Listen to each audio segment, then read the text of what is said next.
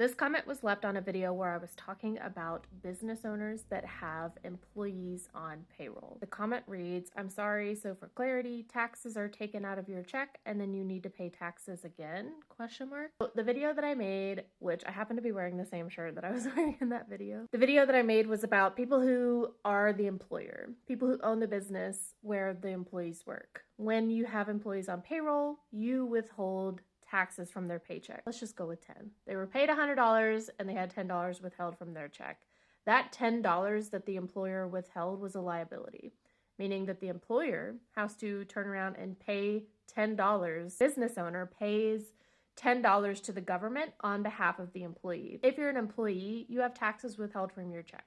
So, in the situation that I give, $100 was what you were paid, but $10 of that was withheld by your employer. The business owner pays the taxes that they withheld from your check to the government for you. So when you go to file your tax return, as an employee, someone who receives a W-2, you file your tax return at the end of the year. Your tax return shows that your employer paid into your taxes for you. So $10 was paid in towards your individual taxes as an employee. There may be other things that get deducted or added to your income, or you might get child tax credit.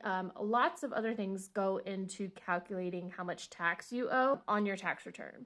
It is sometimes the case that people aren't having enough taxes withheld from their check. So it might be that you're an employee and you're having taxes withheld from your check, and then when you go file your tax return every year, you still owe taxes. That definitely happens. It's not anything necessarily wrong. You might need to adjust your withholding on your paychecks. But the video that I was making was me speaking to business owners about that payroll tax liability, about the fact that when they withhold taxes from their employees' checks, they have to make sure that they turn around and pay those taxes to the government immediately. I hope that clarifies. Thanks for asking your question, and let me know if you have any other questions.